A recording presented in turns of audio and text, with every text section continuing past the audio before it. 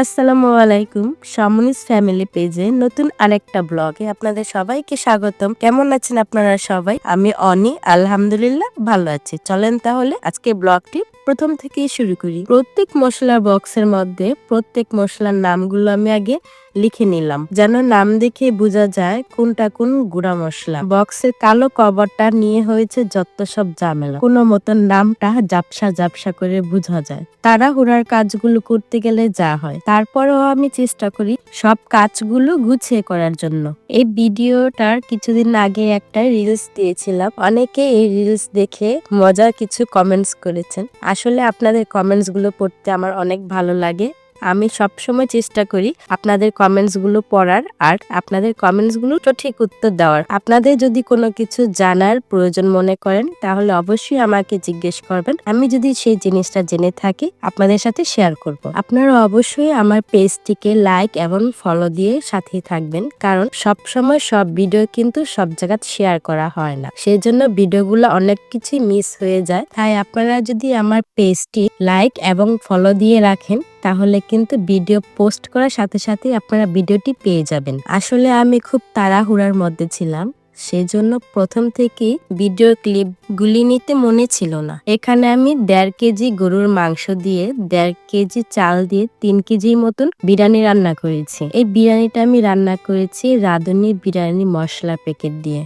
সবসময় বিরিয়ানি রান্না করতে হলে আমি বানানো মশলা দিয়ে বিরিয়ানিটা রান্না করি, কিন্তু আজকে সময় ছিল না, প্লাস আমার মশলাও শেষ হয়ে গিয়েছিল। খুঁজে দেখি যে একটা বিরিয়ানি মশলা আছে, সেজন্য সেটা দিয়ে রান্না করে ফেলেছি। রান্না শেষে এখন আমি উপর দিয়ে পাউডার দুধ দিয়ে দিচ্ছি। পাউডার দুধের পরিবর্তে অনেকে এখানে মাওয়া দিতে পারে, কিন্তু আমার তো মাওয়া ছিল না, তাই আমি এখানে পাউডার দুধ দিয়ে দিলাম। শেষবারের মতন দমে রেখেছি।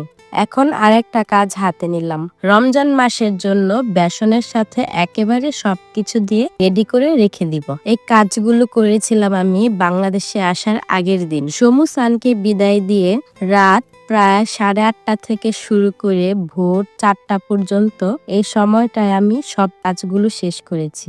কাজের চাপে আমার একটুও খেয়াল ছিল না ভিডিও নেওয়ার। 3 কাপ বেসন নিয়েছি, বেসনটাকে আগে চেলে নিব। তারপরে এখানে আমি নিয়েছিলাম 1 কাপ ময়দা আর 1 কাপ চালের গুঁড়া। এই সব কিছুকে আগে ভালো করে চেলে তারপরে কিছু গুঁড়া মশলা একসাথে চেলে একটা বক্সে করে রেখে দিব। তাহলে রমজান মাসে ভাজাভাজি কাজ করার সময় এতটা ঝামেলা লাগে না।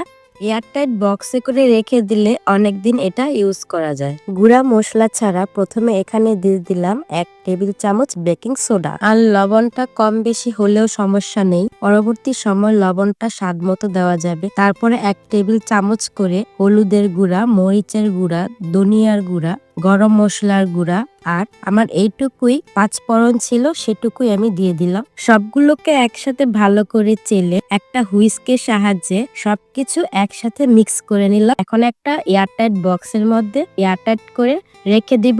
আর আপনারাও চাইলে এভাবে সেম প্রসেস করে রমজান মাস পর্যন্ত ইউজ করতে পারেন। একটানা এতক্ষণ কাজ করার পর আমি অনেক টায়ার্ডও হয়ে গিয়েছিলাম। আসলে এই কাজগুলো করা হয়েছিল আমি বাংলাদেশে আসার আগের দিন। আমার হাজবেন্ড যেহেতু একা জাপান থাকবে, সেজন্য আমি তার জন্য যতটুক সম্ভব অনেক কিছু করে রাখার চেষ্টা করেছি। আমি তার জন্য রান্না করেছিলাম ইলিশ মাছ ভুনা, 1 কেজি গরুর কলিজা ভুনা, 1 কেজি আটার রুটি, সবজি ভাজি, তারপরে হচ্ছে 3 কেজির মতন বিরিয়ানি। এই যে এখন তো দেখতেই পাচ্ছেন কি করছি।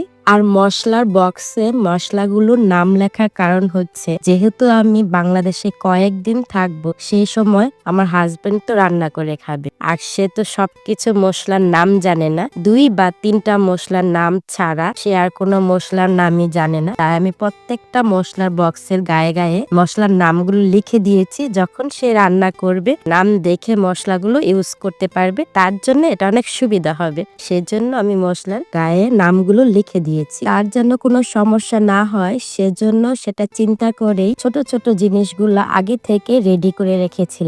এইদিকে খেজুর থেকে বিচিগুলো গুলো আলাদা করে খেজুর আর বাদামগুলোকে একসাথে ধুয়ে রোদে শুকিয়ে একটা এয়ারটাইট বক্সে রেখে দিয়েছি, যেন যখনই সে কাজে যাবে সেই সময় তার নিতে সুবিধা হয়। আমার বিরিয়ানি রান্না করাও শেষ। আমি যেহেতু পরের দিন বাংলাদেশে যাওয়ার উদ্দেশ্যে রওনা দিব, তাই আমরা যতটুকু খাবো ততটুকুই রাইস কুকারে রেখে বাকি বিরিয়ানিটুকু ঠান্ডা করে এয়ারটাইট বক্সে ভরে ফ্রিজে রেখে দিয়েছি। যখনই সমুসান বিরিয়ানিটা খাবে তখনই ফ্রিজ থেকে একটা বক্স নামিয়ে ওভেন বা রাইস কুকারে রেখে দিলে বিরিয়ানিটা সেম আগের মতনই গরম হয়ে যাবে।